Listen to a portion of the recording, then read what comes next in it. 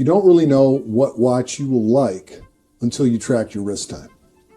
And you don't really know what watch you will like until you actually have different types of watches to test.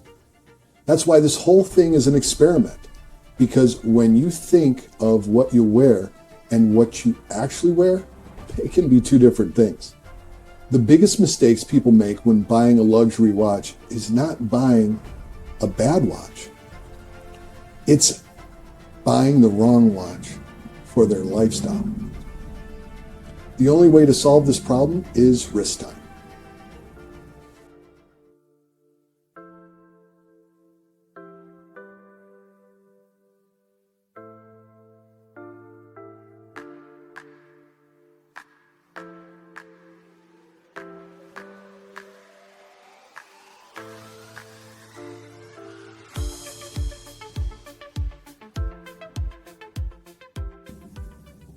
Wrist time is the only metric that really matters. Not the movement, not the brand, not the resale value, not the history. Wrist time. Because the best watch is the one that ends up on your wrist. So the question becomes simple. How do you actually track wrist time? That's what this video is about. This is the wrist time experiment.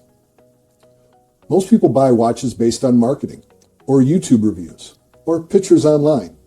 But those things do not tell you what you will actually wear. They tell you what you think you'll like. Wrist time tells you what you actually wear.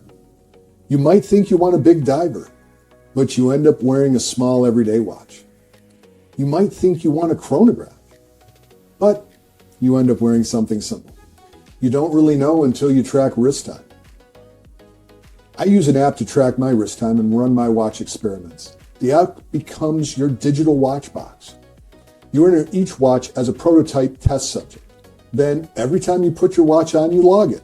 Not at the end of the day. You log it when you put it on. If you switch watches, just log another one. It takes less time than setting your watch. If you already set your watch using an atomic time, you're already in the app anyway. So logging wrist time just takes a few seconds. Inside the app, you can see your entire watch box. You can see how many times each watch has been worn. You can see the last time you wore it. You can sort by your wear count. You can sort by the last watch that you've worn. And very quickly, you can actually see what's getting wrist time and what's just sitting there. When you add a watch, you start by taking a photo. The app lets you crop the position the watch is in so it looks clean. Over time, it becomes your digital collection. You can also enter details about each watch, the brand, the model, the movement. And if you want to go deeper, there are paid features for things like dimensions. But the app works great for free. There's also an accuracy feature that I really like. You can sync the app to atomic time, then log checkpoints over time. So you can see how many seconds per day the watch gains or loses. This is basically like having a lab time grapher on your wrist. Over time, the app builds charts and stats. You can see which watches win wrist time. You can see which ones never get worn. You can see your habits over a week, over a month, and over a year. It even calculates the cost per wear automatically. That becomes really interesting once you buy your icon. One thing I've discovered on my own collection is really interesting. I noticed that I was wearing my custom prototypes more than my regular prototypes. And I did not expect that because technically they are the same watch. Same size, weight, bracelet, movement, but the custom ones had more of a story. They had a name, something that meant something to me. And that made me want to wear them more. And here's something funny about watches. No one ever asks you about your watch. I mean, almost no one. Even if you ask someone about their watch, they usually don't return the favor and ask you about yours. So if you're buying watches to impress strangers, you'll be very disappointed. But people who know will ask. Your friends, your family, your kids. And what I started doing was this. Instead of waiting for someone to ask, I would just take the watch off and hand it to them. And then I'd say, check this out. And then they'd see the logo or the name you've put on the watch and they're shocked. And then they ask why you named it that. And then you get to tell the story. And that's really fun. It never gets old. And what I realized is this. Watches are not really about time.